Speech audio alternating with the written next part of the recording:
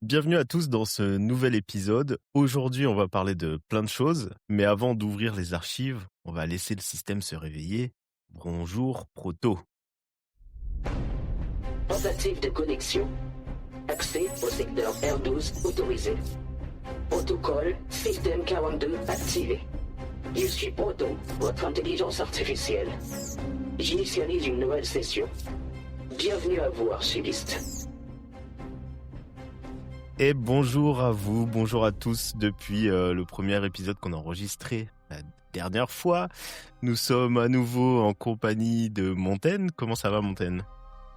Très bien, très bien. Et toi? Merci, super. Et salut Pierre, notre expert en cyber, cafard, cyborg, connecté. Comment tu vas? Oh, ça va bien, ça va bien. Bon, nous n'avons pas Yonoud qui a dû décommander à la dernière minute, mais une petite pensée pour lui. Allez, on attaque directement les amis avec la section news proto, s'il te plaît.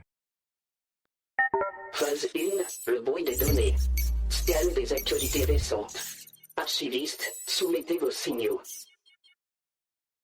Bon, on va commencer par toi, Montaigne, si tu veux bien. Est-ce que tu as des news à nous partager? Alors moi, ce que j'ai vu passer depuis le début de l'année là, c'est la sortie de ChatGPT Santé. Au final, donc Oui, j'ai OpenAI entendu a parler. annoncé, donc sortir un nouveau, ChatGPT Health. C'était quoi? Le 7 janvier donc de cette année. Et je trouve que ça questionne plein de choses. C'est super in enfin, c'est très intéressant parce que c'est quand même beau de enfin, c'est intéressant de voir tout ce qui se développe et ce qui sort. Mhm. Comment ils l'ont présenté aussi. Donc déjà, je me suis dit: «Bah, tiens, je vais me connecter, je vais aller regarder». Donc ça, c'est vite vu, parce que quand on se connecte, ça nous dit: «Ah ben, on peut vous mettre sur liste d'attente». Je me suis dit: «Bah, OK, je vais me mettre sur liste d'attente». Puis après derrière, ça nous dit: «Bon, c'est pas disponible pour votre, zone». Donc en Ah, gros, pour l'instant, dommage. on n'a pas les droits. Il y a rien d'annoncé sur l'accessibilité en Europe ou, donc on ne sait pas quand est-ce que ça va être fait. Mais j'ai quand même été regarder un peu plus, dans le détail. La façon dont ils le présentent, c'est de dire, bah, c'est un espace séparé dans lequel, les personnes peuvent poser des questions liées à leur santé et si la personne le souhaite, on peut connecter les données personnelles, mais c'est quelque chose qui est séparé du compte ChatGPT, classique. Quand tu dis données personnelles, données des Bah, je pense capteurs, les montres, les choses comme ça? je sais pas si c'est les mo je crois alors attends, par exemple des données, médicaux, oui si parce que par exemple Apple Health ou, ce genre de choses, donc ça doit être sur les montres. Bon moi j'ai pas de montre D'accord. connectée alors c'est vrai que je ne m'étais pas posé la question, mais oui, oui, ça doit récupérer ce type de données. Moi j'étais partie tout de suite en train de me dire: «Ah oui, on doit pouvoir y poser aussi des comptes rendus, d'analyse biologique ou ce genre de choses», tu vois? Mhm. Mais, mais eux, la façon dont ils le présentent, c'est plutôt pour vous dire, pour décrypter un peu, les infos qu'on peut avoir sur notre santé ou ce que le médecin a dit et de dire: «Mais on n'est pas du tout une aide au diagnostic ou on fait pas de recommandations, on est plutôt sur le bien-être». Donc ils jouent sur la frontière un peu floue en fait entre, ce que c'est que la santé et le bien-être. Donc pour l'instant, ils sont D'accord. positionnés côté bien-être, donc comme ça, il y a pas du tout le côté, outil diagnostic. Après, enfin voilà, vu que la frontière est floue, Et quand enfin tu dis côté bien-être, par exemple, état mental, enfin, tu te sens pas bien et tu non, t'adresses à un c'est psy plutôt, virtuel ou plutôt c'est plutôt de se dire être bien dans ton corps. Donc par exemple: «Ah faire bah du tiens, sport? moi qu'est-ce qu'il faudrait mieux que je mange?» ou D'accord. «Fais-moi une séance de sport» ou voilà, en fonction de mes données, qu'est-ce que tu me recommandes? Comment est mon sommeil? Mais après les gens vont forcément aller poser des questions sur leur santé dessus, quoi. Oui, j'entends. Ouais, je sais pas si tu as alors juste pour rappeler à nos auditeurs, parce que Montaigne travaille, beaucoup dans le secteur de la santé. Du coup, c'est un sujet, qui te concerne aussi beaucoup et qui Ouais. t'intéresse beaucoup. Mais je sais pas si tu as vu l'outil qu'on m'avait partagé, Open Evidence, Ah non, qui est celui-là je le connais pas. un ChatGPT-like, mais vraiment sur les données de santé. Il avait un truc intéressant, un peu comme, d'autres outils, donc j'ai oublié le nom, mais en fait, ça permet de le coupler à des papiers de recherche et Ouais. du coup, quand tu poses la question, il te remonte des éléments de papiers de recherche ou des cas similaires qu'on aurait rencontrés, mais d'un point de vue, c'est plutôt scientifique et du coup, quand ça te répond, quand même avec un point de vue scientifique, tu vois. OK. Mais je Ça pense que dans hallucine ces moins. cas, Ouais, c'est pas le public visé là par ChatGPT, enfin par OpenAI. d'accord, Parce que le public visé, c'est le grand public là. Pour moi, c'est plutôt remplacé de quand je fais enfin, je pose une question sur Google et que je tombe sur Doctissimo, avec les forums de plein de gens qui ont discuté de mon truc qui me concerne aussi et que tu as que des réponses en vrac et tu sais pas du tout. Là, c'est un peu aller remplacer, avec des données un peu plus enfin, avec des réponses un peu plus structurées, mais grand public. C'est très, très grand d'accord, public. Moi, j'ai d'accord. fait tu vois, je me suis dit: «Tiens, moi, je bosse beaucoup dans le domaine de l'oncologie, donc tout ce qui concerne le cancer». Et on se retrouve avec des signes qui sont pas très, lisibles pour le grand public justement, c'est ce qu'on appelle le TNM. Donc c'est, tumeur nodule métastase au final, où tu as ta première tumeur, genre par exemple cancer du poumon. OK, est-ce que ça a métastasé, ça s'est étendu autour? Et puis enfin est-ce qu'il y a eu des nodules autour? Et puis après est-ce que ça s'est métastasé et c'est parti ailleurs? Genre tu en as, cerveau, tout ça, Mmh. c'est pas très drôle. Mais et donc tout ça, ça a des chiffres. Tu peux être T1, N3, MX quand on ne sait pas encore et ce genre de choses. Et donc je me suis dit: «Tiens, je vais aller lui donner un code comme ça et voir comment ça répond» et j'avais testé sur une IA, française, je crois, MedGPT par Synapse Medicine là Ouais, et bah, on n'est pas allé très loin dans l'explication. Il m'a dit ce que voulait dire le T, le N, le M, mais tous les chiffres qui étaient derrière et mon cas particulier, il l'a pas interprété. J'ai d'accord. été le mettre sur ChatGPT aujourd'hui, même sans être sur ChatGPT santé. Il m'a sorti une analyse qui était super intéressante et je me dis que de toute façon, entre, poser ça sur Google et puis de voir ce qui en ressort et puis d'essayer d'interpréter, les discussions des uns et des autres ou avoir quelque chose d'un peu plus structuré, à un C'est moment, de ça. toute façon, on en a besoin. Alors mais par contre, il y a tout le côté, éthique, attention au diagnostic, à ses données personnelles, mais j'ai quand même envie de voir ce que ça va donner, quoi. Je trouve que c'est Ouais, intéressant parce que c'est c'est un vrai intéressant. besoin, en tout cas, du grand public. Et je suis pas sûr que enfin, autant Doctissimo, je pouvais être un peu sceptique sur les Ouais. réponses qui étaient données et cetera. Je pense que ça a été modéré à un moment donné, mais on sait que ça a été, une poubelle à un moment donné de réponses un peu dans tous les sens, de choses qui n'étaient pas, vraiment actées médicalement, on va dire. Mais en tout cas, là, j'imagine que ça peut être un peu plus sérieux et intéressant, si ça nous empêche pas d'aller voir, bien sûr, des professionnels derrière, mais ça nous oriente. J'ai eu le cas là d'un ami, je ne dirai pas le nom pour des raisons de confidentialité, mais il a eu des soucis de santé et en fait, il trouvait pas de réponse et le premier réflexe qu'il a eu, c'est d'aller interroger un peu ses IA, dont OpenEvidence et il a trouvé des éléments de réponse et il a été confronté ensuite ses médecins avec ça. Enfin confronté, il a été exposé, ce qu'il avait trouvé avec ça et en fait, il s'avère que, bah, il a trouvé quelque chose qui était intéressant et judicieux par rapport à ce qu'il avait. Donc je me dis, bah, tu arrives avec des éléments où toi-même tu as déjà fait un travail, ça peut être intéressant Ouais. et Surtout que dans le milieu médical, alors je sais plus le nom, mais il y a un syndrome de la première fois quand tu vas chez enfin quand tu arrives chez un médecin, surtout là, moi, dans la thématique du cancer, tu as un peu de sidération sur ce qu'on te raconte là et tu oui, retiens rien, tu oublies tout, tu entends oui, plus c'est les explications. C'est vraiment tu es allé dans un rendez-vous, on t'a annoncé en gros une mauvaise nouvelle et et tu tu en plus rien. ressors, tu sais plus ce qui s'est dit, quoi et tu te retrouves avec tous ces comptes rendus que tu sais pas trop interpréter, tu sais plus comment Ouais, avancer et donc voilà, cet accompagnement derrière en tant que patient pour comprendre ce qui t'arrive, ouais. bah, je pense qu'il y a des choses à faire, quoi. Ouais, ouais, carrément. Intéressant. Merci beaucoup. Est-ce que tu avais d'autres choses à nous partager? Non, c'est déjà pas mal. Pierre, est-ce que tu veux nous partager quelque chose? Ouais, moi, le sujet qui m'a intéressé depuis le début de l'année, là, c'est l'Iran. Ce qui se passe, la révolution, les morts qui sont répertoriés et ainsi de suite. Mais c'est aussi surtout la coupure internet. Parce que, Ah oui. ils ont réussi à couper internet complètement le pays, enfin à couper, le pays complètement d'internet pendant quelques Mmh. jours et bon, il y a des éléments, hein, c'est facile, on se dit: «Bah, il est FAI, les FAI, c'est facile à couper, Oui, on coupe les DNS et il y a plus du tout internet» et ça marche, plutôt bien. Mais après il y a aussi Starlink. ça, c'est un truc de Donc fou, ouais. Starlink, bon déjà de base, c'est interdit là-bas d'avoir Starlink mais il y a, a priori, 50 000, antennes qui sont rentrées illégalement dans le pays. Donc, c'est-à-dire qu'il y a un certain nombre de personnes qui pouvaient avoir internet avec Starlink. Mais malgré ça, le gouvernement, ils ont réussi à le couper pendant quelques jours. Donc après, c'est un peu le jeu du chat à la souris parce que ce qui s'est passé, c'est que Starlink, les antennes, elles ont besoin du GPS pour savoir sur quel satellite se connecter.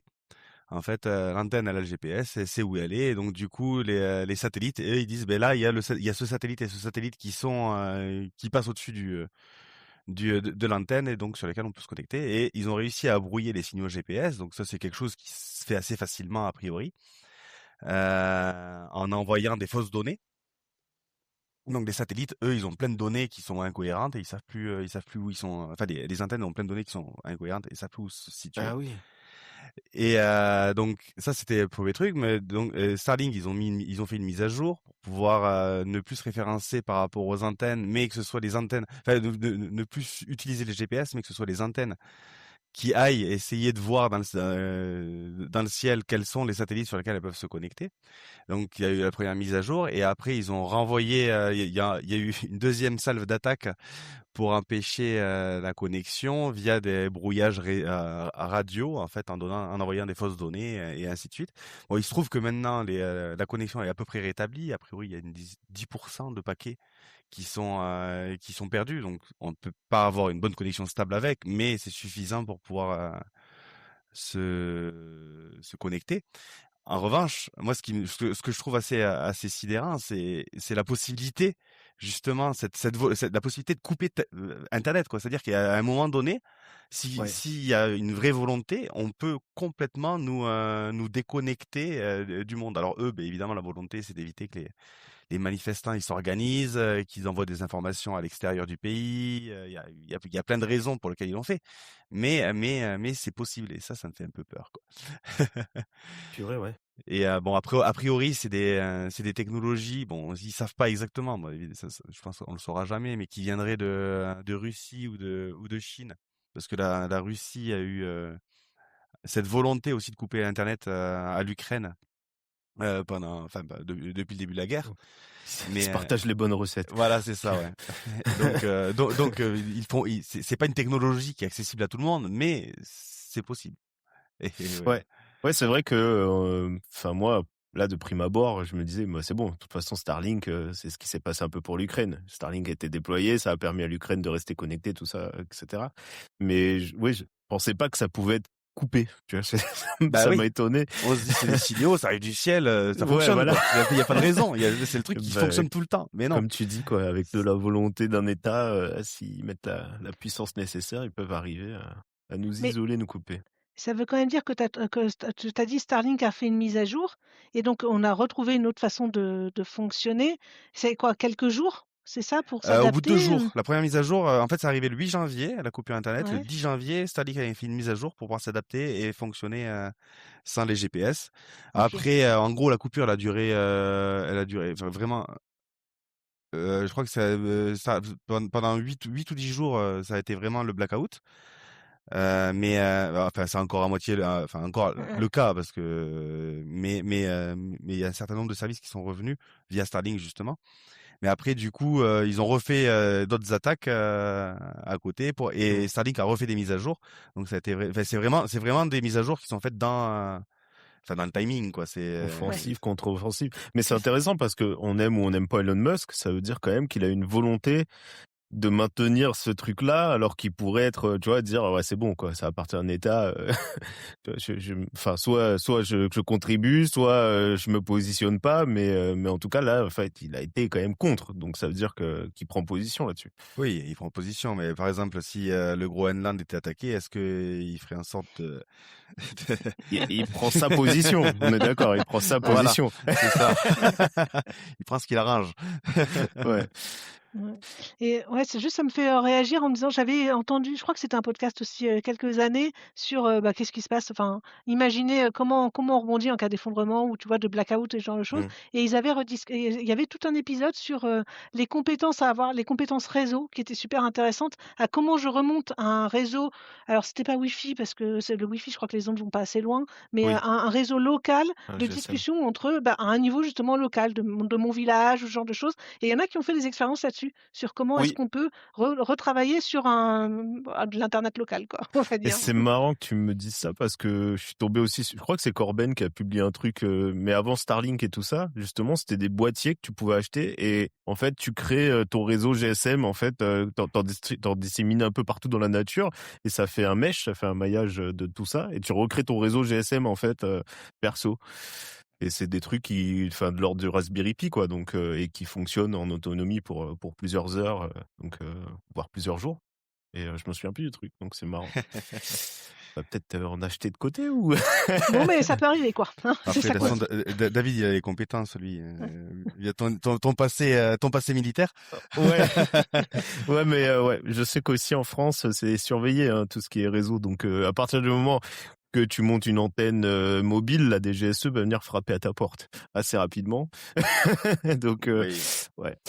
Mais je sais pas comment on peut rester Bah, dans la que légalité. ce soit mobile ou que ce soit radio ou n'importe, hein, parce que même les radios FM à AM, c'est contrôlé. Et tu peux pas. Tu Il te peux faut pas des diffuser. autorisations pour pouvoir diffuser des choses. Exactement. Super, merci Pierre, super intéressant. Ben moi, c'est plus léger. J'ai entendu parler là, je t'ai envoyé une vidéo d'ailleurs, Montaigne, Claude Cowork, ça s'appelle.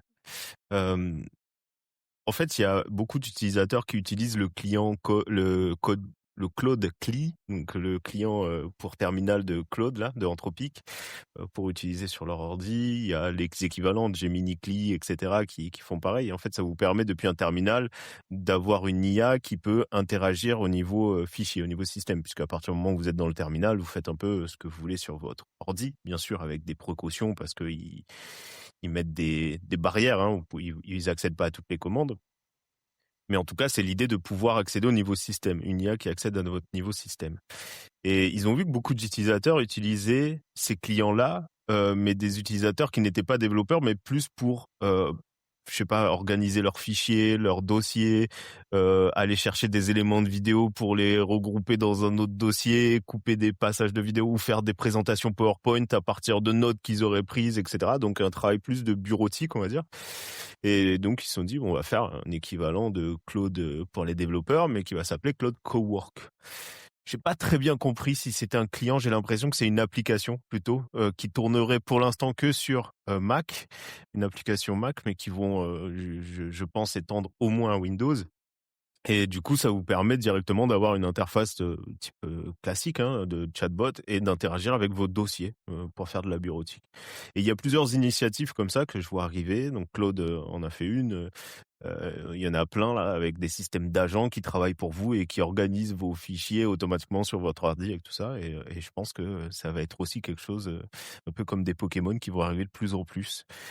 Il y a plein de questions derrière, surtout sur leur sécurité. Oui, Jusqu'où c'est on clair. donne les droits, mais moins on donne de droits, moins on leur laisse de capacité de faire des choses incroyables, mais plus on leur laisse des droits, plus ça devient dangereux et qui peuvent manipuler des trucs qui sont pas cool sur votre ordi, quoi. Donc Et petite question, est-ce que ça utilise enfin, comment dire? Ça tourne, ça peut tourner sans internet, juste en local parce que ça a enfin, ou ça doit se connecter quelque part pour vous justement exécuter tout? non, je pense que là, ça continue à se connecter sur le cloud. Je pense pas qu'il y ait un local. Peut-être sur Mac, ils ont fait un truc parce que Mac a la possibilité de tourner des petits LLM, mais jusqu'à présent, ces acteurs-là, ils mis sur le cloud, quoi. Oui, oui, donc il y a un vrai sujet autour de la sécurité, quoi. Il y a un vrai sujet, il y a un vrai sujet. Oui, parce que Maintenant, ouais, pardon Pierre, vas-y. non, parce que en fait, si le truc se vautre, tu peux perdre tous tes fichiers, quoi. Enfin, si ça se vautre dans le sens où si l'utilisateur il donne une mauvaise commande et qui t'envoie Ouais,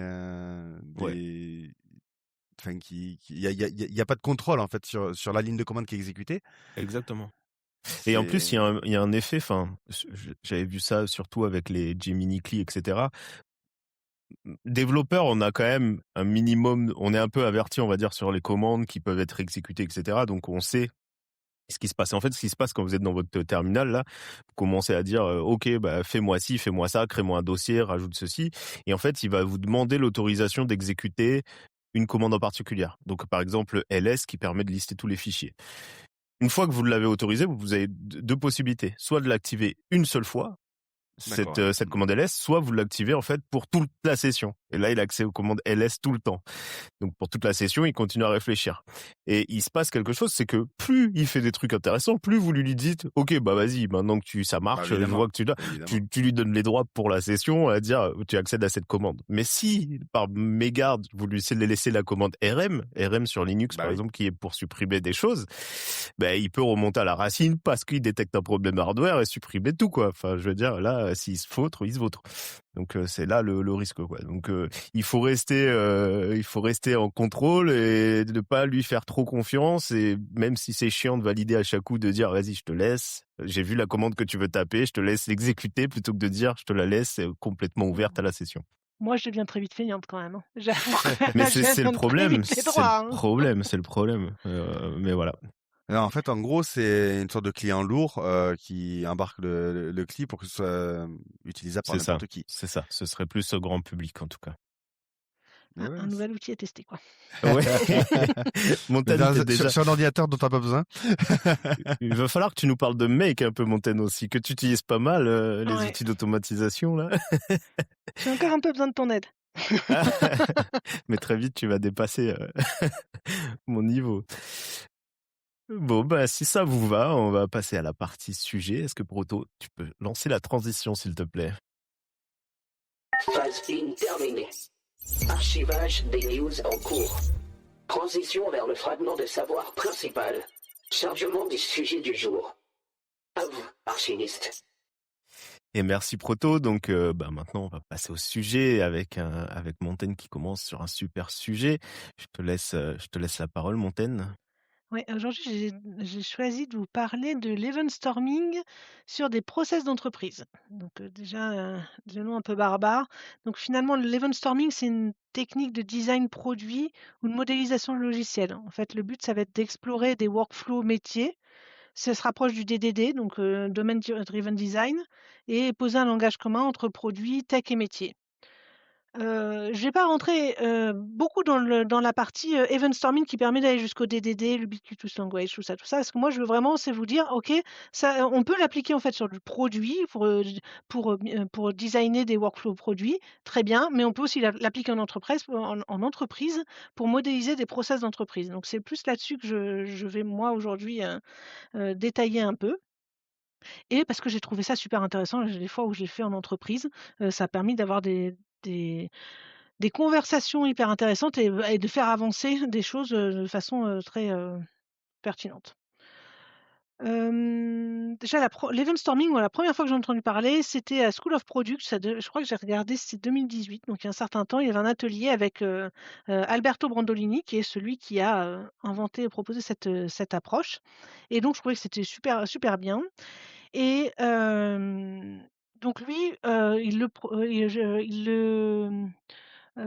c'est un consultant, italien. Il a un super accent, il est trop fort, mais il présente en français et tout, il parle, mais c'est toujours agréable de l'entendre parler. Et donc il est depuis 2013, il présente cette approche-là, l'event storming, et il est, vraiment dans le contexte du domaine driven design, et donc de modéliser le domaine métier à travers des événements. Donc comment ça se passe en fait? C'est un atelier qu'on peut dérouler, plusieurs heures, une journée, 2 jours, si on vraiment, quand on veut aller en profondeur. Et donc à la base, ça va être une, frise chronologique où on va essayer on va coller des post-it sur un mur et puis sur une ligne de temps, et on va représenter tout ce qui se passe. Donc quand on l'applique à un produit, on va mettre tous les événements, genre, je m'authentifie, ensuite, non, ou sur un site commerçant par exemple, j'arrive sur la home page, je vois des produits qui m'intéressent, je clique, je rajoute au panier, machin, je veux payer. Là, on me demande de m'authentifier. Voilà, l'authentification en fait dans le vrai parcours utilisateur, il arrive à ce moment-là. Et puis donc voilà, on liste tous nos événements comme ça, et puis après petit à petit, à chaque fois on a une étape en plus pour aller détailler en mettant, après, bah, dans les événements, quels sont, les acteurs, qui fait quoi? Quels sont les déclencheurs? Est-ce qu'il y a des règles métiers? Et donc après chaque fois, c'est un post-it d'une couleur différente. Donc on se retrouve avec une grande frise où il y a plein d'infos, structurées de façon logique et très visuelle. Donc au final, c'est un atelier qui est collaboratif, et j'aime beaucoup la population qu'on réussit à avoir dans une pièce quand on fait de l'event storming. C'est que déjà on ramène les devs, qui, certaines fois, je dis pas, vous avez l'habitude de faire des ateliers, mais on ramène les devs dans une discussion qui est business, et c'est ça que j'aime beaucoup parce qu'on se retrouve avec, dans la même pièce, donc des devs, du QA, mais les managers, et puis la partie, sales, business, marketing. Tout le monde peut être, tout le monde, c'est un niveau qui est compréhensible par tout le monde, au moins tout le démarrage en tout cas, de l'event storming. Donc voilà, c'est en fait, un atelier qui permet une rencontre entre plusieurs mondes. Donc là, je vous l'ai décrit un peu en mode on l'applique au produit. Quand on l'applique au process, c'est la même chose. Au final, on met dans la même pièce toutes les personnes qui sont impactées par un process produit, un process, métier, un process d'entreprise. Pour donner un exemple, ça peut être le process de déploiement d'une nouvelle fonctionnalité. Donc, c'est-à-dire que j'ai un point d'arrivée qui va être de dire, un jour, je sors un truc chez un client.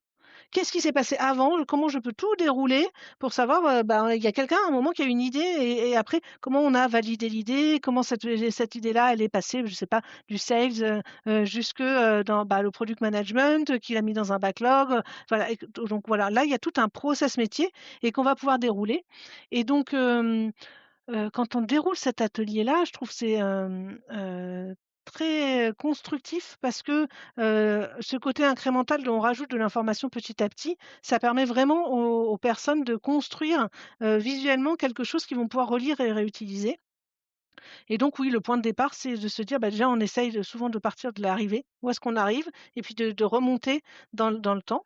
Ouais, Oui, c'est ouais. quelque chose que tu appliques à de l'existant ou c'est pour décrire un nouveau process? Ah, les 2, mais d'abord c'est plus important, c'est plus on peut le faire sur les 2, mais c'est intéressant de le faire sur de l'existant aussi, beaucoup, pour D'accord. se projeter sur ce que ça devrait être. Parce que ça fait partie des questions initiales de se dire: «Tiens, on va dérouler un event storming sur votre process de release», par exemple Mmh. et puis là, les gens, il y a toujours un moment où ils se disent: «Mais, on écrit ce qui se passe vraiment ou ce qu'on devrait faire?» Oui, Tu vois? c'est ça. Et c'est là où tu commences à sortir parce que normalement les événements c'est en orange là où, et là tu commences à sortir des post-it un peu rouges en disant: «Ah tiens là il y a une vraie question en fait que tu me poses». Donc ça veut dire que là, il y a de la friction, il y a des irritants entre, ce qui se passe vraiment, ce que tu es censé faire, pourquoi tu te poses des questions et donc là on avance sur, déterminer des zones où il y a peut-être des choses, qu'il faudrait clarifier quoi. D'accord.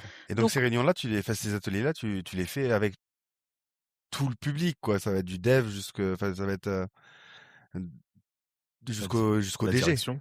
Ouais. ouais, ça peut.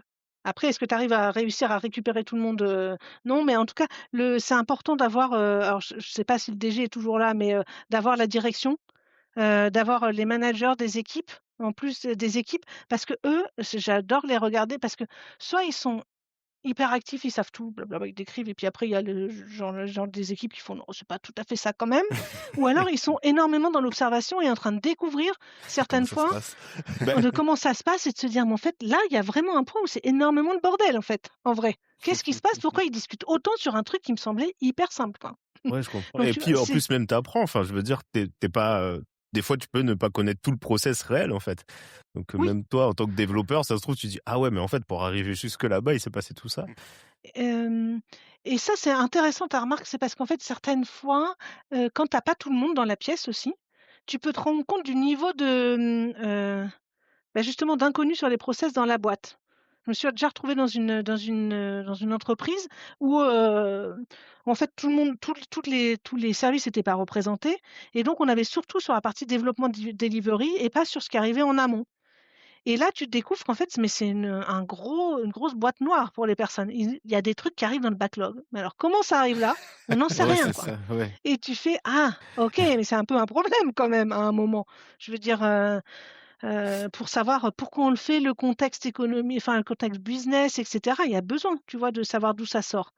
Et ça Waouh, oui, oui, c'est quand on intéressant. se rend compte Mais, que alors peut-être j'espère que j'interromps pas trop ta presse, ouais. mais, du coup, si t'es pas là, toi, pour animer ce genre de choses avec de l'expérience et de pouvoir remarquer les pain points et tout ça, est-ce que quelqu'un qui n'est pas aguerri à faire de l'event storming pourrait refaire cet atelier-là et se dire: «Moi, vas je prends ce truc-là, je dis: "Je fais de l'event storming dans ma boîte. Allez, c'est parti"». Parce qu'en fait, ce que j'ai l'impression, c'est que toi, tu remarques rapidement, en prenant un peu de recul, en regardant ce qui se passe: «Ouh là, il y a un point de friction, il faudra le relever. Là, on voit Mmh. il a l'air de pas connaître tout le process, il manque des personnes parce que voilà». Du coup, tu vois, il y a un peu d'expérience pour avoir l'œil aguerri Ouais, mais sur, ça émerge du groupe. Donc après, d'accord. si tu suis le process, qui est indiqué, là, je vous donnerai le lien. Pour il y a Alberto là, qui a écrit une page de blog où il détaille comment il l'applique, sur les process d'entreprise. Donc vous pouvez suivre directement là-dessus. Mais en fait, quand tu déroules le process, tu vas d'abord mettre tes événements, puis après en gros, tu vas dire, «Oui, oui, je remplis le backlog, je machin, tout ça». Après qui fait quoi? Mais, en fait, en déroulant le process, tu vas en générer des discussions et ce qui fait qu'à partir du moment la seule, compétence à avoir pour celui qui facilite, c'est de dire qu'à chaque fois qu'il y a de la discussion ou que c'est pas clair, tu poses un post-it qui dit: «Ah bah là, il y a un truc, quoi». Tu D'accord. vois? Et une fois tu as juste besoin de ça parce qu'en fait, toi, moi, en tant que facilitatrice, j'en sais rien quels sont leurs problèmes, tu vois? Mmh. Et c'est juste, j'arrive et puis, en fait, de les faire discuter et poser tout à plat et ben, c'est comme ça que ça émerge, quoi. D'accord. Donc, hem, moi, ce que je fais beaucoup, enfin, ce que je le niveau jusqu'auquel je vais, en fait, c'est faire afficher, les événements, donc toutes les actions, les unes après les autres. Qui fait quoi? Qui fait quelle action? Avoir les acteurs. Donc pour se rendre compte, ce qui est intéressant parce que certaines fois on se rend compte que, bah, il y a une personne qui intervient partout, dis donc. Et c'est la personne d'ailleurs qui se plaignait d'être un peu surmenée. Beh oui. Et après, ça permet aussi à cette personne-là de se rendre compte que d'autres en font moins et donc, oui, déléguer c'est possible, par exemple, tu vois? Mmh. Mais ça le rend visuel, donc ça c'est super intéressant. Donc voilà, il y a tes actions, il y a les acteurs et après, il y a aussi, les outils qui sont utilisés, pour faire cette action-là. Donc, dans notre milieu, c'est, je sais pas moi, tu as Jira, mais tu découvres qu'en amont de Jira, en fait, à un endroit, il y a un Excel qui traîne. Tu fais: «Mais pourquoi il y a cet Excel-là? Qu'est-ce qu'il fait?» Ou alors certaines fois, il y a des actions, on dit: «Ouais, là, c'est un peu en doublon parce qu'en fait, bah, ma roadmap, je vais l'avoir dans Jira, mais je la sors en PowerPoint et puis, pour justement le DG, il lui faut un slide machin». Enfin, genre, tu as 3 formats pour ce truc. Tu fais: «Ah, OK, ça marche». Ah oui, Et donc tout ça, ça apparaît petit à petit en rajoutant les informations et c'est ça c'est d'accord. vraiment, assez puissant au final, donc vraiment intéressant. Et quand tu l'as fait pour la première fois, tu t'es basé, comment ça s'est passé quand tu l'as fait la première fois? Tu avais déjà une expérience? Tu t'es basé juste ah, j'ai oublié le guide quoi, Ouais, le déjà la première fois que je l'ai fait déjà, j'étais dans un atelier bah, justement d'Alberto là, dans une conférence où il nous OK, faisait découvrir le format. Donc ouais, déjà je l'ai fait avec, lui qui nous permet de me rendre compte, de à quoi c'est ouais, censé ressembler. C'est toujours plus facile, en tout je cas d'animer pense. un atelier quand tu l'as déjà vécu toi-même une fois. Ouais, Clairement. Parce que ma recommandation, ça serait plutôt de le tester sinon d'abord à petite, avec des gens que tu connais en disant: «Bah, sur un petit périmètre, on se le tente, comment ça se passe?» pour pouvoir après l'animer vraiment, en entreprise, heu, où tu as des attentes sur le livrable, quoi. c'est des choses qu'on retrouve, peut-être ces ateliers-là dans les événements comme Agile Toulouse, non? Ouais, on peut, Ouais. oui, oui, on peut les retrouver comme des événements comme, dans l'Agile Tour, tous les Agile Tours. Mmh, Hem Et après, vu que c'est proche du DDD, on le retrouve aussi dans des comptes de DDD. Enfin, c'est proche, non, c'est pas que c'est proche, c'est que ça fait partie de l'approche DDD. Parce que d'accord. derrière, en fait, là, moi, je vous en ai parlé version, process, mais quand tu le fais version produit, en fait, il y a aussi tout ce qui est intéressant, c'est toute la mais c'est intéressant aussi au niveau process, hein, se mettre d'accord sur le langage, en fait, qu'on emploie, le langage métier. Mmh. Oui, Et et comme là on en tu a rentres dans le besoin après au DDD. niveau du dev aussi. Mmh. Donc comment on va parler, comment on nomme les choses, qu'on se comprenne et cetera. Et donc c'est là qu'intervient c'est pour ça que cet atelier est vraiment, a été pensé pour le DDD Ça me initialement. fait penser au DIE, Pierre. Oui, c'est vrai, ouais. On avait fait, un dictionnaire de tous les termes qu'il fallait qu'on emploie, comme ça au moins on est sûr de parler de la même chose, au moment où on en parle. Mais c'était vraiment que pour les devs, c'était pas Ouais. dev et PO, mais c'était pas au-delà de ça. Et donc moi, ma question que j'ai, donc ça va faire émerger les choses et Ouais. derrière, quoi après? Et ben derrière, bah, tu fais la version de: «OK, maintenant on connaît l'existant, qu'est-ce qu'on veut améliorer, quoi?» Mmh, Et et comme on le fait souvent, c'est, bah, on va prioriser en train de se dire: «Bah, il y a tous ces pain points là». Tu peux faire, je sais pas si vous connaissez le dot voting? Tu sais, tu peux faire, voter en disant: «Bah, pour vous, lequel vous fait le plus mal là en ce moment?» Mmh, On vote, il y en a 3 ou 4 qui émergent. On travaille sur cela et qu'est-ce qu'on pourrait expérimenter pour dire on améliore? Donc mmh. c'est en mode, bah, en fait, maintenant, j'aimerais bien il y a ça qui se passe au jour d'aujourd'hui, je préférerais que on se projette en se disant: «Ça serait mieux que ça se pa qu'il se passe ça, donc qu'est-ce que je modifie? Qu'est-ce que j'essaie?» Et on se donne un délai pour le tester et voir si ça marche ou pas et après, go, no go, quoi. et oui, Et non, qui mais c'est intéressant. et qui Et prend les décisions après? C'est chaque, enfin, Après, ça dépend à quel niveau c'est, en fait. oui. Quand tu Parce que, hem Heu en fait, quand tu es sur, je sais pas moi, je juste ça me faisait penser à une entreprise dans laquelle j'étais, on a fait tout le process de bout en bout et ça commençait par du commercial et par exemple, il y a eu, à un moment c'est pas une révélation parce que les gens le savaient, mais vraiment se rendre compte que, tu vois, la partie POC, elle était en amont de la vente commerciale. Donc tout le temps qui passait, c'était du temps gratuit, surtout si en plus ils n'avaient pas la vente. Ah oui. Et donc, c'est d'avoir, tu vois, du visuel sur se dire, ah mais en fait, ce temps-là, c'est un temps gratuit. Donc jusqu'à combien on veut investir dedans? Tu vois? Mmh. Et là, tu vois, ça devient ça devient une décision plutôt, commerciale. Ouais, C'est important, ça en prend de la ressource et cetera. Mais si c'est un autre moment dans le process, bah, ça dépend des équipes qui sont impactées, quoi. ouais, je comprends.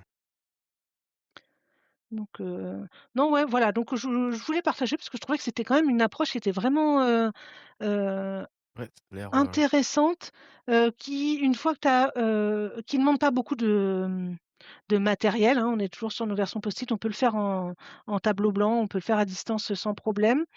Et qui derrière, donc ça permet de Pierre, donc ce que tu demandais, qu'est-ce qu'on fait après? Ben, on améliore le process, mais on peut aussi se poser des questions sur qui fait quoi. On peut retravailler, tu vois, les responsabilités de chacun, avoir des listes un peu plus claires parce que justement on l'a de façon visuelle. Donc au final, ça permet de rendre visible des trucs que sinon on voit jamais au final, voilà, et de bien identifier, les irritants et d'avoir une discussion commune au sujet de, bah, qu'est-ce qu'on prend, sur quoi on travaille et qu'est-ce qu'on laisse tomber parce qu'on n'a pas le temps de tout améliorer, quoi. Donc voilà, c'est collaboratif, c'est simple, c'est visuel, et c'est assez efficace. Donc voilà, je le recommande. super. Merci. Merci, Montaigne. Eh beh, on va enchaîner, si Pierre, tu avais pas d'autres questions? Non, non, c'est très bien. Non? On va enchaîner sur le deuxième sujet, c'est la suite, de mon sujet, de la partie 1 du 1er épisode, pardon. Donc on avait parlé de conscience, d'intelligence et je voulais atterrir quelque part. Mais vu que quand je parle de ces sujets, c'est très long, j'avais décidé de le splitter, en 2, voire j'aurais pu le splitter en 3. Donc sur l'épisode 1, comme je vous avais dit, on avait vu un peu ce que c'était l'intelligence et la conscience, que c'était des concepts flous, contestés, mal compris et qu'on n'a pas de définition consensuelle, que ça soit l'une ou l'autre, on ne sait pas expliquer, vraiment. Et pourtant, heu partout, on nous parle un peu de tout ça, notamment dans un concept quand on parle d'AGI. AGI, intelligence artificielle générale. On dit que ça va arriver dans 2 ans, que ça va dépasser l'humain, que ça va tout changer, et cetera. Le problème, c'est que l'AGI, c'est un concept qui est encore plus flou que l'intelligence elle-même, puisqu'en fait, l'AGI inclut les notions de conscience et d'intelligence qui eux-mêmes sont des concepts flous, et cetera. Donc chacun, il projette un peu sa vision. Pour une start-up, bah, ça va être un travailleur virtuel qu'on peut multiplier à volonté. Pour un philosophe, ça va être une conscience artificielle. Pour un investisseur, ça va être un sujet de storytelling pour lever des fonds. Et ça pose un vrai problème parce qu'en fait, il va y avoir des décisions politiques, économiques, des transformations majeures. Et ces décisions, en fait, elles se prennent sur la base d'un concept que personne ne définit de la même façon. Donc aujourd'hui, on va essayer de mettre un peu de l'ordre, hein, sans prétendre être la clé de tout ça. Mais en tout cas, essayer de voir ce que c'est vraiment l'AGI, comment on pourrait la mesurer, qu'est-ce qu'en pensent les chercheurs et quelles questions éthiques ça pourrait soulever. Bon, d'abord, pour se souvenir, est-ce que un petit quiz pour voir si vous avez bien suivi l'épisode Ça 1? c'est Non, je ça c'est plaisante. quand même rude ça. Je Je ne savais pas plaisante, je prévenu. plaisante. La L'AGI, donc, c'est un trigramme anglais, hein, AGI, je devrais dire, mais pour épargner mon accent anglais, je vais dire AGI, le reste de l'épisode, qui veut dire Artificial General Intelligence. C'est dans l'idée une intelligence artificielle, en fait, qui peut accomplir n'importe quelle tâche intellectuelle humaine. Donc elle code, elle planifie, elle discute, elle apprend de nouveaux jeux, elle peut lire un manuel, elle peut, préparer un café ou une omelette. Voilà. Et Elle sachant peut que faire des choix. peut faire des choix également. C'est préparer une omelette pour une intelligence artificielle, c'est très dur. C'est un concept qui est dur, enfin d'un point de vue euh, recherche. Si on a même la robotique, c'est quelque chose qui est compliqué, plus compliqué que jouer aux échecs en tout cas. L'AGI, c'est l'idée en fait qu'on sort un peu du couloir. Aujourd'hui, nos IA sont spécialisées. AlphaGo bat le meilleur joueur de Go du monde, mais ne sait pas faire un café. GPT écrit des textes impressionnants, mais ne peut pas vraiment raisonner sur un nouveau problème qu'il n'aurait jamais vu sous cette forme. Voilà, c'est l'AGI, ce serait de sortir de ce couloir. Ce serait un système qui s'adapte à n'importe quel domaine et qui transfère ses connaissances, apprend comme un humain pourrait apprendre. Mais voilà, en fait, comme je l'ai dit, il n'y a pas de définition consensuelle. Pour Sam Altman, qui est le PDG de OpenAI, lui, il parle d'un système capable de faire le travail d'un collègue senior. C'est une définition qui est très fonctionnelle, plus orientée productivité, en plus qu'on pourrait mesurer. Donc c'est facile pour une boîte de dire ça parce qu'en fait, ils pourraient l'atteindre plus facilement. Pour DeepMind, ils ont proposé plusieurs niveaux d'AGI, du niveau 0 où il n'y a pas du tout d'intelligence au niveau 5, et ce serait basé sur la performance par rapport à l'humain médian sur un large éventail de tâches. Voilà, qu'il faut encore définir c'est quoi un large éventail de tâches, mais ce serait comme ça qu'ils le mesuraient. François Chollet, qui est un Français, un scientifique français, un ingénieur français, qui est le créateur de Keras, qui est une librairie en fait de deep learning qui est très très connue. Lui, il définit l'intelligence comme la capacité à acquérir efficacement de nouvelles compétences face à des situations inédites. Donc, ce serait pas l'intelligence artificielle, enfin l'AGI serait pas uniquement apprendre une somme de connaissances, mais ce serait l'adaptabilité. Donc, quand on regarde déjà rien que ces trois définitions, ça mesure pas la même chose. Un système pourrait être une AGI selon Altman et être quelque chose d'autre selon François Chollet. On a un problème, je crois que c'est le goalpost en anglais, les problèmes des poteaux qui bougent. En fait, ou de l'objectif qui bouge, le jalon qui bouge. Il y a un phénomène un peu frustrant dans l'intelligence artificielle parce que quand on mesure l'intelligence artificielle au fil des années, on a l'impression que ce qu'on considère comme une intelligence artificielle, ça recule tout le temps en fait. Quand il y a un théorème qui s'appelle le théorème de Tesler qui dit que l'intelligence artificielle, c'est tout ce qui n'a pas encore été fait. Donc, quand l'IA a battu Kasparov aux échecs, on a dit oui, mais ce n'est que du calcul brut. Pas de l'intelligence. Quand l'IA a battu les humains au Go, pareil. Quand elle a généré du texte créatif avec ChatGPT, on a dit oui, mais c'est juste des statistiques, elle ne comprend pas. Et à chaque fois qu'une machine réussit quelque chose, on arrête d'appeler ça de l'intelligence et du coup, la GI devient un peu une cible mouvante qui recule à chaque coup que nous, on avance en fait. Donc déjà, il y a ce problème-là. Donc ça veut dire que l'AGI sera toujours dans 2 ans. Peut-être pas pour les investisseurs et les grosses boîtes comme OpenAI, ils vont le dire qu'ils ont atteint à un moment donné, mais bon. Ouais, après, comme tu dis, c'est qu'une question de définition. Donc du coup, on a l'AGI, c'est bon. Voilà, selon notre définition, on l'a. C'est tout à fait ça, et c'est un peu le problème de tous les débats. Comment on pourrait mesurer l'intelligence d'une intelligence artificielle pour savoir si on atteint l'AGI? Alors, déjà, revenons un peu sur l'historique. Vous connaissez le test de Turing. Alan Turing, qui en 1950, il a proposé ce fameux test. Si une machine peut converser de telle manière qu'un humain ne peut pas la distinguer d'un autre humain, donc on met une machine et un humain et aléatoirement en face de quelque chose qu'on ne sait pas si c'est un ordinateur ou un humain, si on n'arrive pas à les distinguer, alors on peut considérer que la machine, c'est une machine intelligente qui en tout cas aurait les capacités humaines.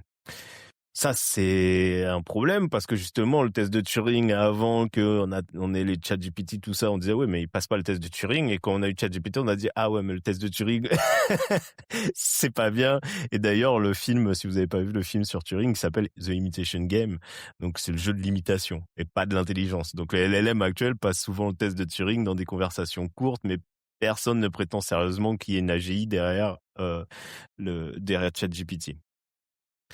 Il y a François Chollet, l'ingénieur de tout à l'heure, hein, qui dit que lui, il a proposé un benchmark qui s'appelle ARC. On est à la 3e version de ARC. En gros, c'est un test avec plein de puzzles visuels abstraits que, a priori, les IA n'auraient pas vu. D'accord? Et il y a très peu d'exemples à chaque coup de ces éléments-là dans ce dataset. Et l'idée, en fait, c'est de mesurer la capacité de généralisation pure d'une IA et pas par les connaissances accumulées, par tout ce qu'ils ont absorbé sur Internet. Donc, c'est compliqué parce que, du coup, il faut vraiment trouver des problèmes qui, a priori, on les a jamais vus ailleurs pour qu'une IA puisse le transposer facilement.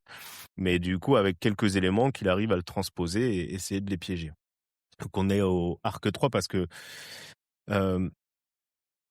En fait, déjà, je reviens sur le benchmark ARC. Les derniers ARC, a priori, les performances des LLM sont pas bonnes, en tout cas sont au niveau d'un humain, au-dessous d'un niveau de humain sur ces benchmarks-là. Mais il y a un problème avec les benchmarks, c'est que à partir du moment qu'on met un benchmark, toutes les boîtes vont cibler ce benchmark-là, et du coup l'objectif devient de battre ce benchmark en fait. Et du coup, ben automatiquement, tu fausses les scores parce que la mesure elle est plus objective en fait. Ça devient, enfin la mesure elle est, il y a une loi qui s'appelle Goodhart Ouais, qui dit que quand une mesure devient objective, elle cesse d'être une bonne mesure. Voilà, plutôt. c'est ça. Bah, dès que tu mets un indicateur, ça va modifier le comportement des personnes qui sont impactées par cet indicateur ou Et des voilà. machines. Voilà. Exactement. Et c'est ce qui se passe d'ailleurs dans beaucoup de benchmarks, hein, quand on regarde, ah ouais, mais Claude a dépassé ça. Et en fait, ils ciblent un benchmark particulier, ils l'ont explosé, ils sont devenus premiers sur le truc. Mais en fait, si tu regardes déjà d'autres benchmarks, ils sont pas bons. Donc sur celui-là, ils sont très bons, ils vont le mettre en avant. Mais sur d'autres benchmarks, en fait, ils sont pas du tout bons.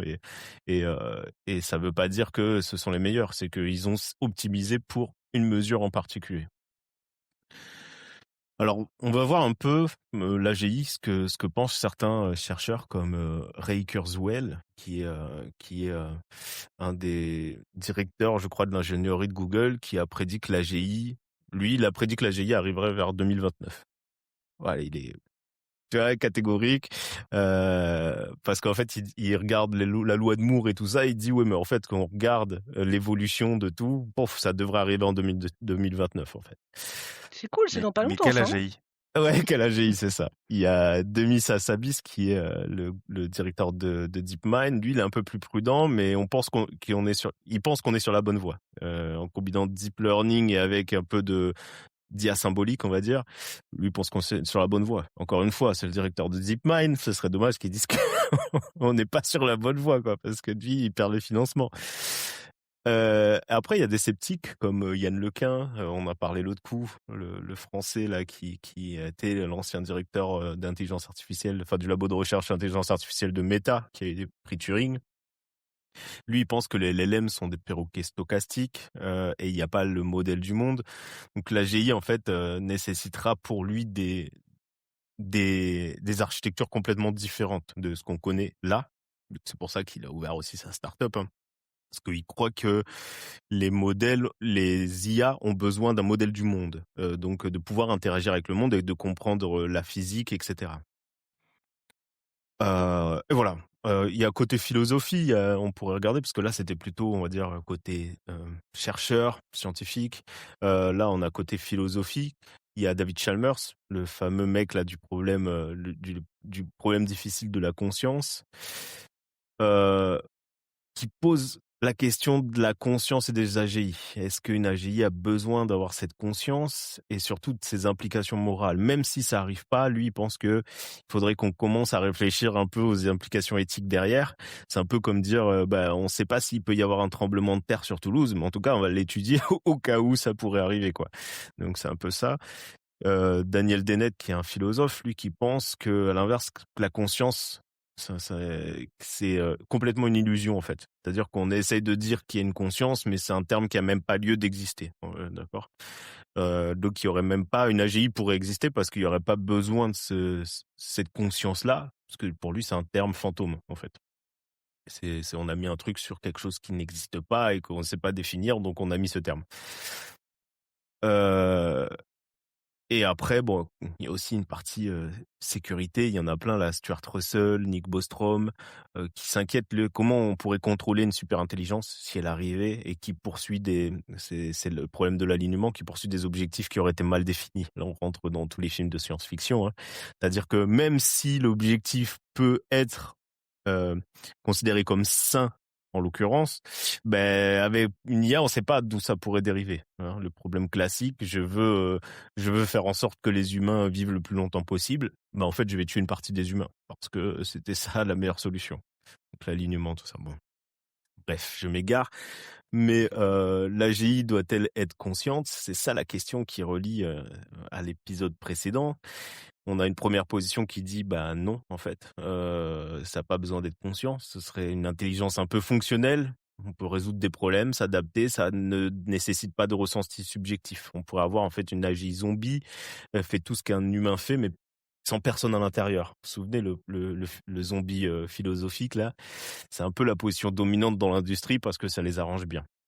La position 2, Ouais, et juste, pour essayer de comprendre, donc ça, c'est un genre, ça s'appliquerait à quoi? Donc ça serait se dire: «Tiens, on a un chercheur qui cherche, je sais pas sur quelle thématique, on s'en fiche, en gros, la partie conscience ou émotion, il creuse à fond un sujet, quoi».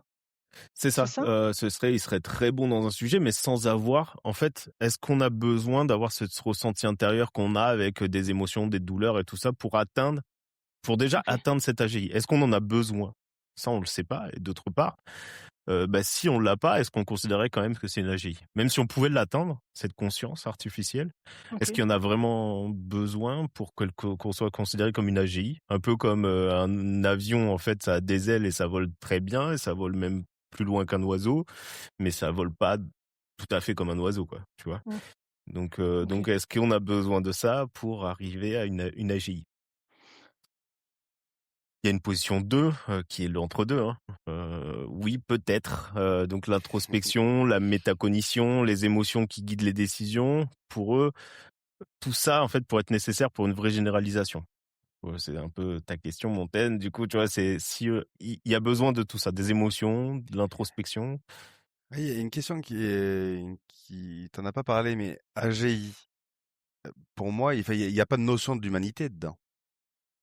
c'est-à-dire, j'ai C'est-à-dire pas que compris. là, on parle d'intelligence, mais on n'est pas en train de parler d'une intelligence humaine. Non, Donc du coup, elle est pas censée avoir une AGI. Est-ce que ça aurait les mêmes réactions qu'un humain? Est-ce que c'est ça peut-être l'objectif? pas, C'est pas peut-être forcément pas ça l'objectif. et heu et d'ailleurs, bah, voilà, c'est la position 3, on n'en sait rien. On sait pas si une AGI doit être consciente parce que déjà, on sait pas mesurer la conscience si c'est un chien ou sur un bébé. Alors en fait, une IA, ça se trouve, elle aurait une forme de conscience qui serait radicalement différente de ce qu'on connaît chez les humains.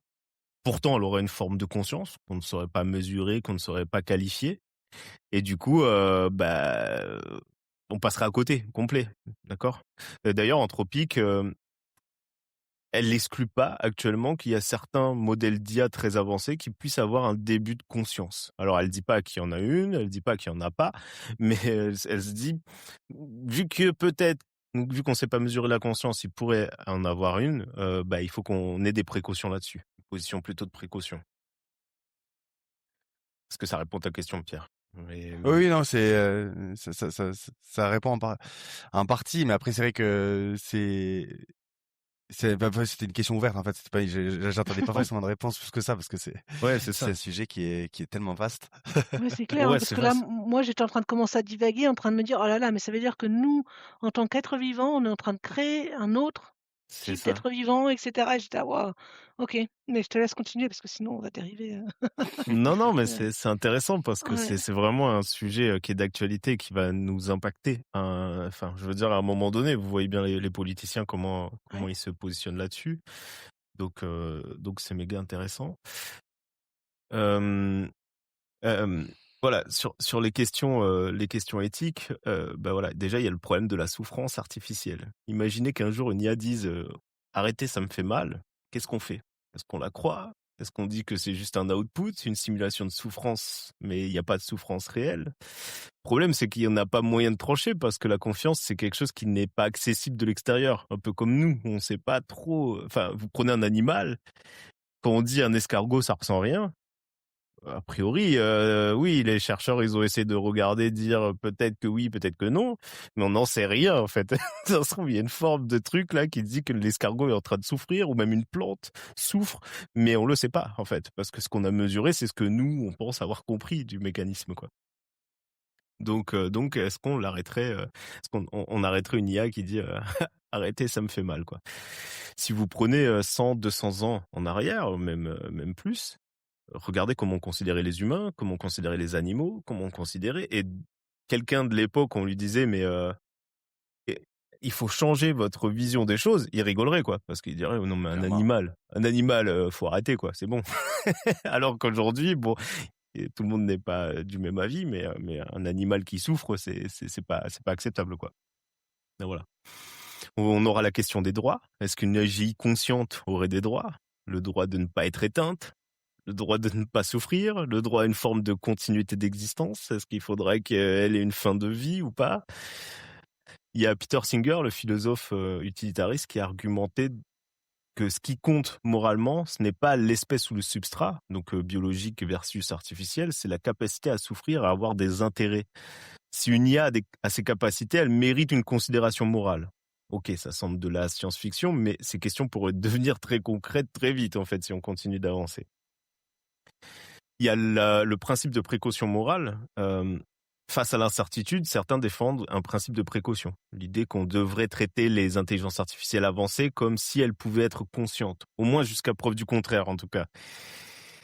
Alors, mieux vaut traiter avec respect une entité qui n'a pas besoin que maltraiter une entité qui souffre vraiment. Mais c'est la position défendue par Eric Schwitzbühler, je ne sais pas son nom, philosophe à Riverside. Il appelle ça en fait le principe de prudence pour les cas marginaux. Quand on ne sait pas si une entité mérite une considération morale, on devrait errer du côté de la prudence en fait. Et le problème de l'exploitation, si l'AGI n'est pas consciente mais qu'on la traite comme si elle l'était, est-ce qu'on perd quelque chose? Vous comprenez là, on retourne le problème. C'est en fait... Nous, on pense qu'elle est consciente, mais elle ne l'est pas. Mais qu'en fait, on commence à faire à lui mettre des droits, à lui mettre des principes, etc. Alors qu'en fait, elle n'est pas du tout consciente. Et du coup, est-ce que nous, humainement, on perdrait quelque chose à traiter les robots comme ça? Alors certains argumentent que oui, parce que ça diluerait la notion de droit, ça détournerait des ressources des êtres en fait qui souffrent vraiment. Du coup, on se concentrait sur quelque chose qui n'a pas besoin, où on se concentre dessus, et alors qu'il y a des vrais problèmes encore sur les humains, sur les animaux, etc. Alors que d'autres répondent, bah ouais, mais le coût de l'erreur, en fait, c'est pas symétrique, parce que se tromper en accordant trop de respect à une machine, c'est bénin. Mais par contre, se tromper en maltraitant une entité consciente, ce serait monstrueux. Donc voilà. Bon, maintenant, on en est où vraiment? Après tout ce que j'ai dit et que je suis parti un peu dans tous les sens, mais les LLM actuels, GPT, Claude, Gemini, sont impressionnants. Ils écrivent, ils codent, ils raisonnent parfois, ils conversent. Mais est-ce qu'on est sur la voie de l'AGI? Donc les optimistes disent oui, parce que on n'arrête pas de passer à l'échelle, on améliore, et un jour, en fait, on va juste franchir le seuil. Les sceptiques disent non, on est dans une impasse architecturale. Il faudra vraiment une rupture majeure pour que ça puisse se produire. Ils disent pas oui, ils disent pas non, et la vérité, c'est que personne ne sait. Et donc, quiconque prétend le contraire, dans un sens ou dans l'autre, surestime probablement sa compréhension du problème. En tout cas, c'est ma position. Et ce qu'on peut dire, c'est que ces questions, c'est pas de la science-fiction. Elles sont sur la table. Des entreprises investissent des milliards, des gouvernements légifèrent, des chercheurs s'inquiètent ou s'enthousiasment. Et nous, citoyens, à un moment donné, on va devoir se positionner sur ces questions vertigineuses sans avoir de vraies réponses. Donc, l'AGI, c'est un concept flou. Mesurer l'intelligence, c'est un problème ouvert. Les experts ne sont pas d'accord. Et les questions éthiques sont urgentes. Donc, je vous laisse avec ces questions. Est-ce que vous débrancheriez une IA qui affirme qu'elle souffre? À partir de quel niveau de sophistication commenceriez-vous à avoir des scrupules? Déjà, est-ce que vous dites... J'ai une question. Est-ce que vous êtes poli avec votre IA, avec votre ChatGPT, Claude et tout ça? Oui, je lui dis s'il te plaît. Bon, STP, mais je lui dis STP. Non, Oui. je pose des questions. Moi, je suis relativement poli, mais je l'insulte pas. Enfin, évidemment, je pose des questions comme j'en poserais à quelqu'un. Ouais. En fait. Ben, moi, j'ai commencé par, je sais pas, c'était un peu un réflexe, comme si je discutais à quelqu'un, de lui dire, s'il te plaît, tu peux me faire ça? Et puis maintenant, je me suis posé la question plutôt en tant qu'ingénieur, quoi. Je me dis, mais si la plupart des questions qu'il a récoltées, c'était à partir d'humains, du coup, est-ce que les humains, la plupart du temps, sont polis, et du coup, il faut faire la même chose? Bon, bref. Mais c'est une vraie question. Est-ce que vous êtes poli avec votre IA? Surtout qu'au début, je crois qu'en fait, plus le comportement était pas le même aussi parce elle adaptait en se disant c'est un de ce que j'avais entendu, hein, donc je sais pas si c'est encore vrai à l'époque, maintenant, mais c'était, s'adapter en disant: «Un langage est plus poli, donc c'est quelqu'un de plus éduqué et donc je vais donner pas les mêmes types de réponses qu'à quelqu'un qui est moins poli parce que c'est moins éduqué». Alors gros a priori, hein, je ne sais Ah pas, oui. mais voilà, Un c'était biais en fonction statistique. en gros du niveau de langage, Oui. adapter la réponse aussi. Ouais, je comprends. Et Mais du coup, s'il y a une forme de proto-conscience, du coup, l'IA pourrait se dire, oula, je suis en face d'un connard malpoli en face de moi. Je vais pas lui répondre pareil. Donc on n'en est pas là, mais si un jour il pourrait avoir une forme d'émotion. Ah, surtout quand ils auront tout l'historique des questions que tu as posées à ChatGPT. Et celui-là, celui-là, il mérite pas ma considération. Il va te juger. Ouais, mais alors du coup, on pourrait. Enfin, ce que tu dis, ça veut dire qu'on pourrait. Enfin, moi, je me suis posé la question d'une IA qui interagit et qui apprend de nous. C'est un peu le principe de certaines IA qui se développent, c'est-à-dire que aujourd'hui, on a une IA qui est générale, c'est-à-dire qu'elle a appris sur tout le monde et que Pierre pose une question, moi je pose une question, ce serait indifférent, mis à part les quelques hacks, on va dire, ingénierie où tu as l'historique de conversation et tout ça. Mais une IA qui serait capable d'apprendre de tes habitudes, vraiment. Enfin, je veux dire, apprendre comme un enfant apprendrait en voyant des nouveaux cas et de s'adapterait. Du coup, on aurait chacun une IA qui serait vraiment différente et qui divergerait. Je parle même d'un point de vue neuronal et pas juste je lui refile l'historique de mes conversations. Donc, toi, tu lui parles tout le temps de foot ou je vais citer Pierre, on lui parle tout le temps de rugby. Ce sera moins mal poli pour lui. On lui parle tout le temps de rugby, de rugby, de rugby. À un moment donné, s'il y a une discussion ou quelque chose, il va être orienté vers le rugby ou des sujets qui seront autour du rugby. Donc, en fait, on revient au problème un peu de YouTube où tu serais dans une bulle d'information, une bulle de, de connaissances. Quoi. Et voilà. Et après, moi, j'ai remarqué quand j'ai de plus en plus créé différents projets dans ChatGPT parce que je commençais à avoir des réponses qui étaient en lien avec mes précédentes questions et ça, j'avais pas envie d'avoir de lien avec mes précédentes questions. En fait, si tu mets toutes tes questions à la racine, si chaque fois que tu lui poses tu discutes avec lui, tu lui mets, c'est à la racine, il se souvient des autres conversations que tu as eues. J'ai décoché ça. Et ouais. Et je savais même pas qu'on pouvait le décocher, donc ça c'est une bonne information. Ouais, Et moi, du coup, je je l'ai crée pas des oublié. projets pour pouvoir avoir. Mais voilà, j'ai mon projet Home Assistant et chaque fois que je pose une question vis-à-vis de Home Assistant, déjà j'ai pas besoin de remettre le contexte. Bonjour, j'ai Home Assistant, je veux faire ça, je veux faire ça, je veux faire ça. Et donc déjà, ça me permet Ouais. et ça m'évite d'avoir des réponses croisées sur le projet du Ouais. boulot, sur les questions du boulot et autres, quoi. Ah, il se perd. Il a tendance à se perdre plutôt. Moi, je trouve qu'il y avait moins de précision dans la Ouais. réponse. Ouais. Et moi, j'ai envie juste de revenir sur la question que tu posais là, sur le côté, en tant que citoyen, qu'est-ce qu'on va décider, qu'est-ce qu'on va faire, et cetera. Juste, ça m'a fait penser à j'ai fait partie une fois d'un comité d'éthique et c'est quand j'étais étudiante et c'était sur le clonage. Qu'est-ce Ok. qu'on va autoriser au niveau du clonage? Et je me dis, en fait, ouais, quand c'est ces grandes questions d'éthique là, c'est toujours très intéressant au final. Et bah, c'était Dolly. Moi, à l'époque, voilà, on arrive à cloner un mouton, est-ce qu'on va cloner un humain, quoi? Et qu'est-ce qu'on Ouais, en c'est ça. fait? Qu'est-ce qu'on autorise? Et parce que là, c'était aussi toutes les questions de l'intelligence, de la conscience. Est-ce que si tu as ton clone, c'est le même? Enfin, tu vois? C'est des grandes questions de société et je me dis: «Tiens, mais 20 ans après, en fait, il s'est pas passé grand-chose sur le sujet». Enfin, grand-chose. En tout cas, pas de choses qui me fassent se dire, A priori. ouais, ou en tout cas, je suis pas au courant, Mais, tu vois? mais du Mais coup, ça a été c'était c'était vraiment des public? vraies questions à ce moment-là, d'un point de vue éthique, c'était super intéressant et je suppose quand même qu'on a dû prendre les bonnes décisions à ce moment-là pour ne pas qu'on diverge trop dans des choses qui soient, Mais d'un c'était public, ouais, ouais, c'était cette discussion? j'étais en école d'ingénieur et donc ils avaient pris un panel d'étudiants et on était avec, je me suis retrouvée alors je sais plus quel était le lieu, mais un super lieu, sur Paris, avec Axel Kahn et tout. Non, c'était top.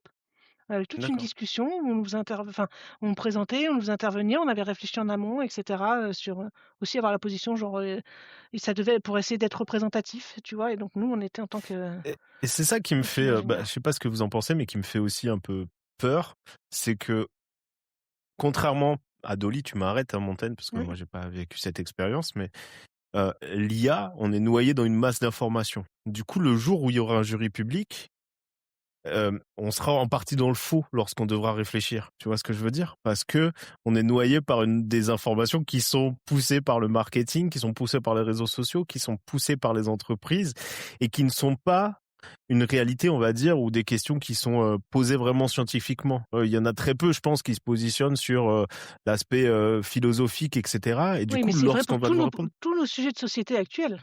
Enfin, tu vois, si on parle des règlements climatiques ou ce genre de choses, on est aussi noyé sous les c'est informations. On a vrai. beau avoir des scientifiques qui disent enfin, tu vois, qui peuvent donner des faits, il y a trop tout autour, quoi, c'est C'est cette vrai. quantité Oui, c'est d'informations. vrai. C'est vrai.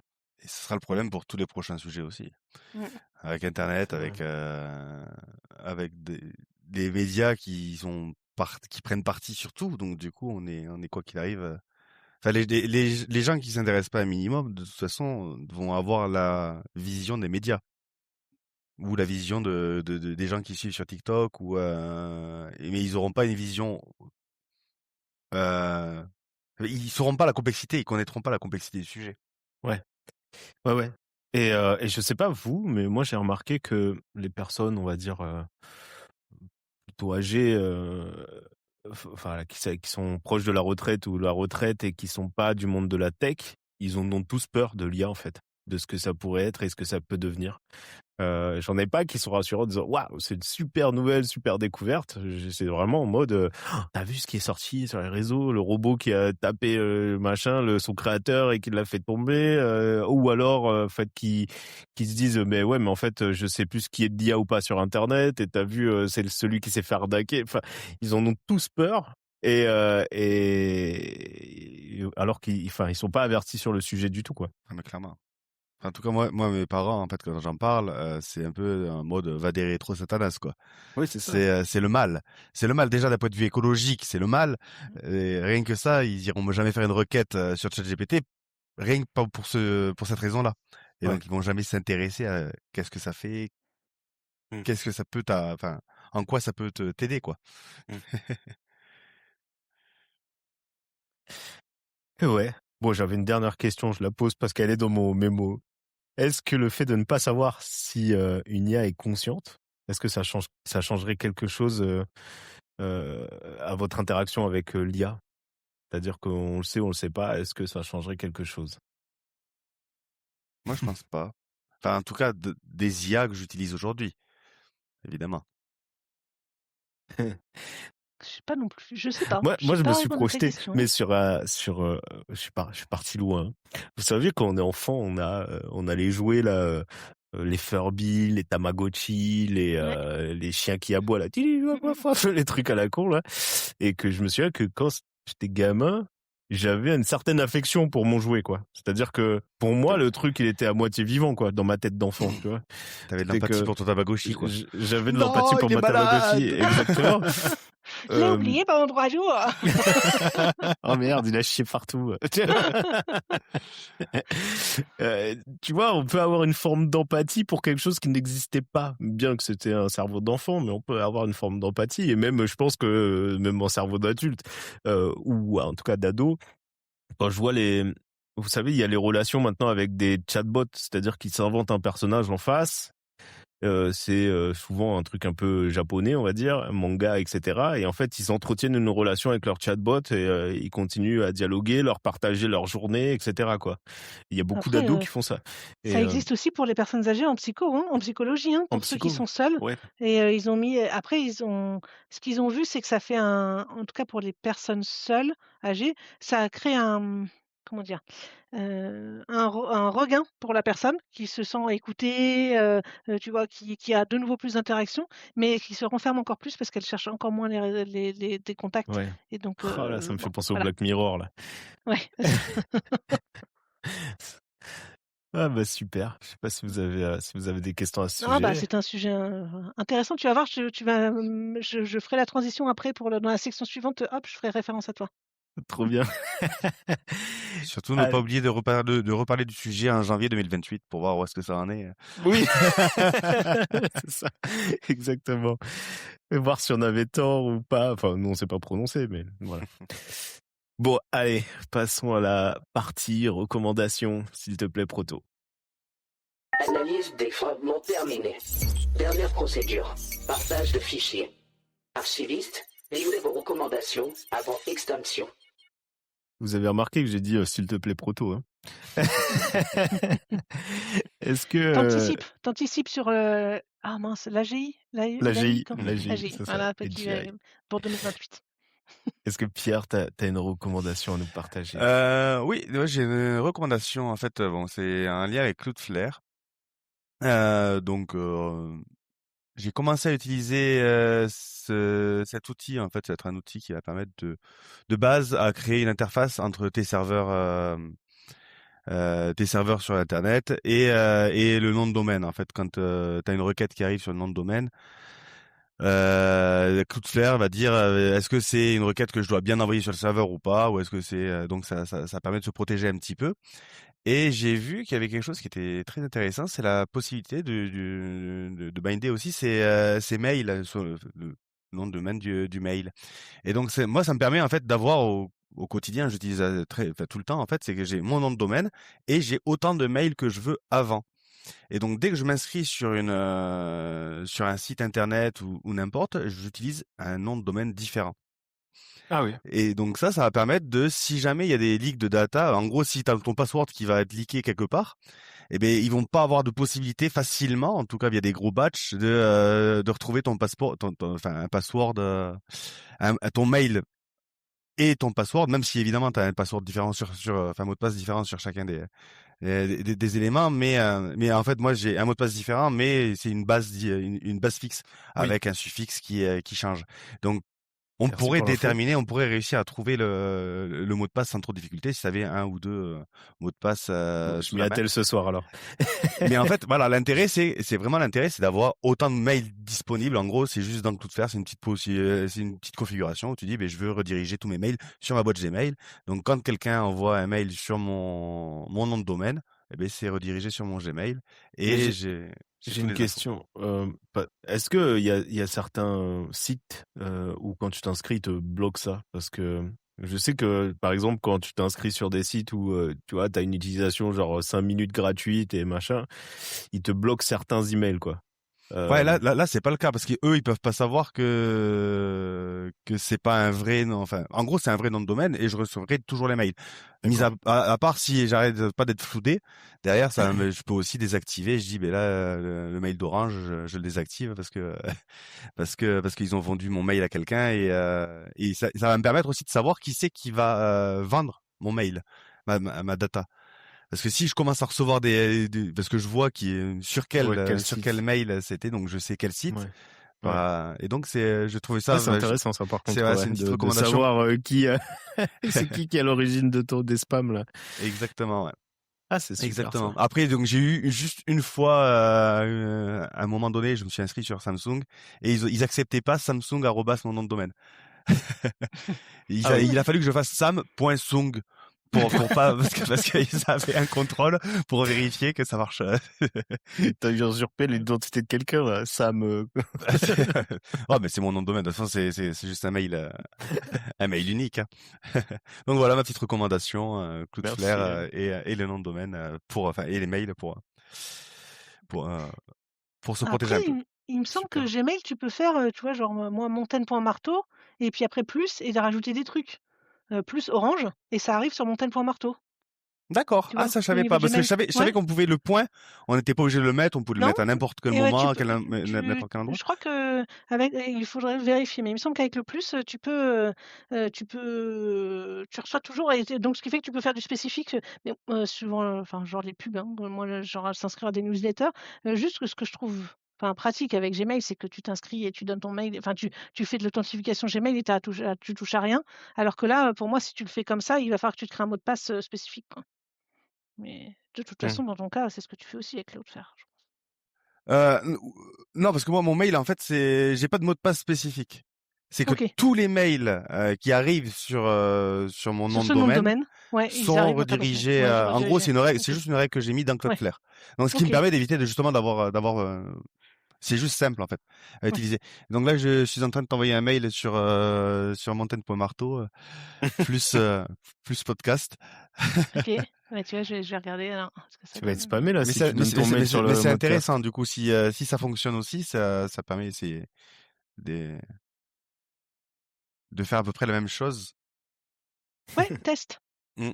Je l'ai reçu. Ouais, bah, très bien. Voilà. Bon à Mmh. savoir. Merci Pierre. Super astuce. Je vais pouvoir avoir plein de comptes où c'est limité avec plein de mails du coup. Aussi, ouais. Aussi, tu peux créer autant de comptes que tu veux aussi sur des sites comme ça. C'est pratique. Montaigne, est-ce que tu as une recommandation? Ouais, alors maintenant j'en ai 2 parce que tu m'as donné une nouvelle idée, pendant que je t'écoutais tout à l'heure parler. À un moment tu as dit: «Mais si, les animaux, enfin tu vois les plantes, est-ce que s'il y a souffre, enfin qu'est-ce qu'on fait?» Mais c'est vrai aussi pour les animaux, on ne sait pas vraiment ce qui se passe et donc juste il y a un petit bouquin qui est sorti là, je pense que c'est l'année dernière, 2025, c'est, science-fiction.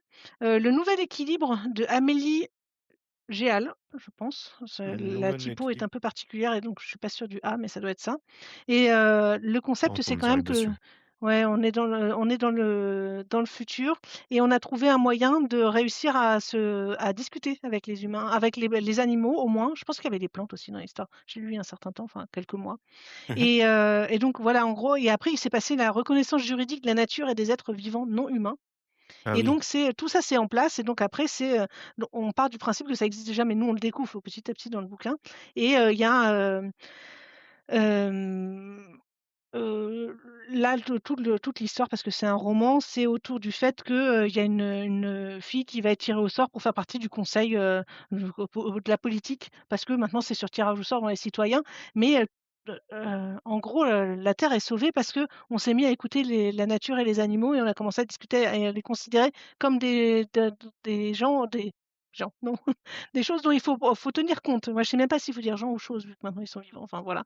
Et donc, c'était intéressant comme perspective et c'était un petit, c'est plutôt sur le format de la nouvelle, hein, ça a une vingtaine non, une centaine de pages, mais ça se lit assez rapidement et c'était, une dystopie qui était, rafraîchissante. Pour une fois, tout va bien. On a trouvé une solution, en fait.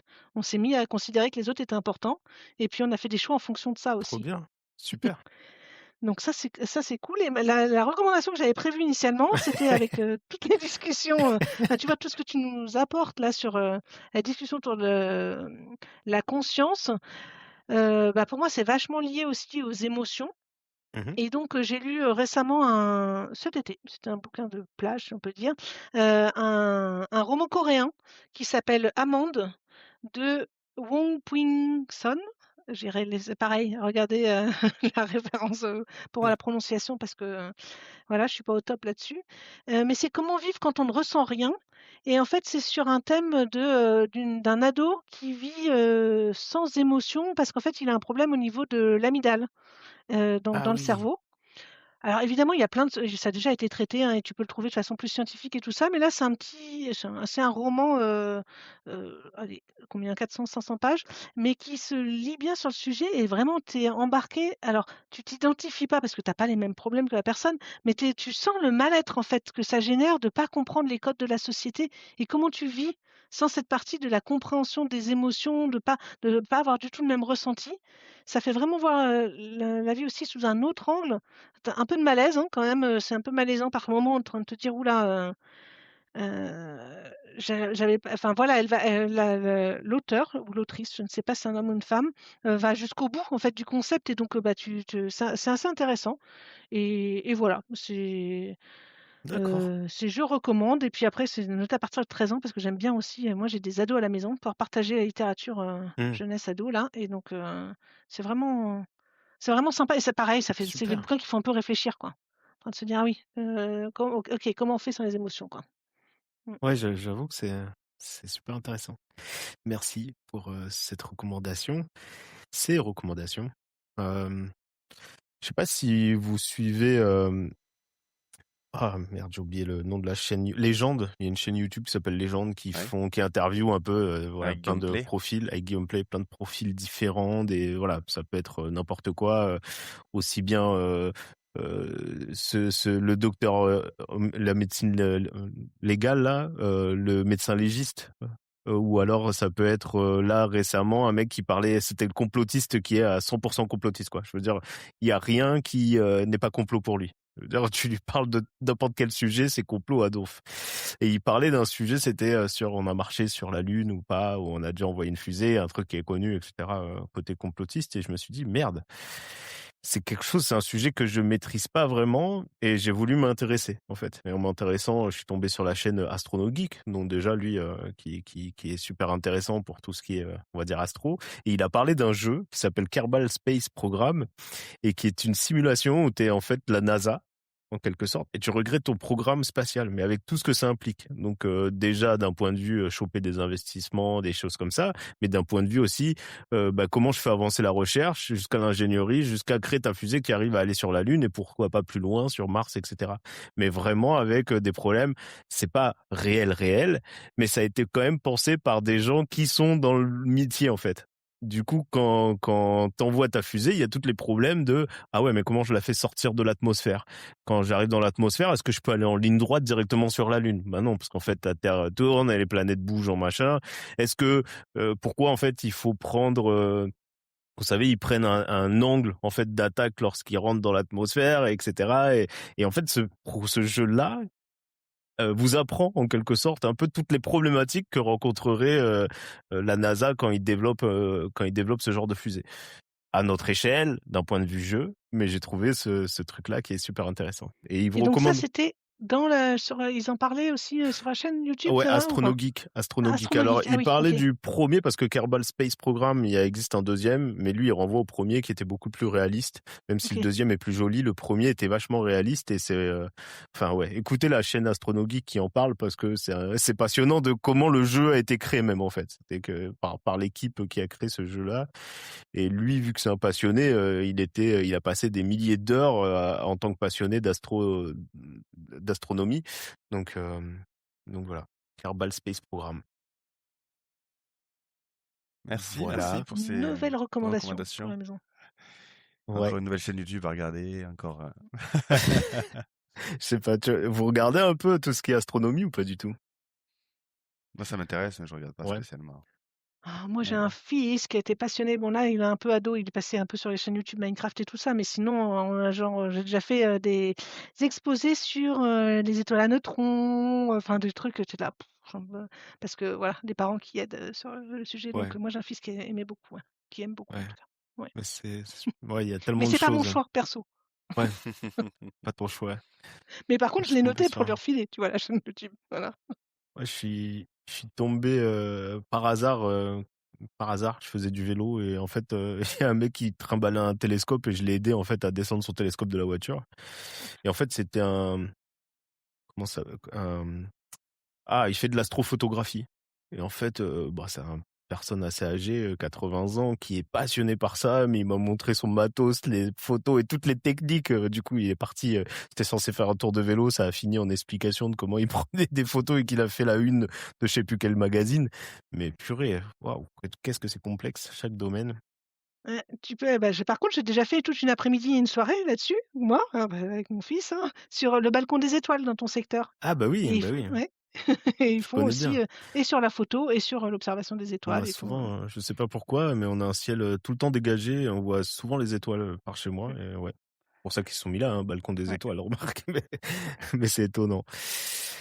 Ben merci beaucoup les amis. C'était encore un vrai plaisir d'échanger avec vous et on se retrouve très très vite pour le prochain épisode. À bientôt. Merci beaucoup. Et à Ciao, bientôt. ciao. Les fichiers sont enregistrés. Session de décryptage terminée. L'accès au système 42 est suspendu.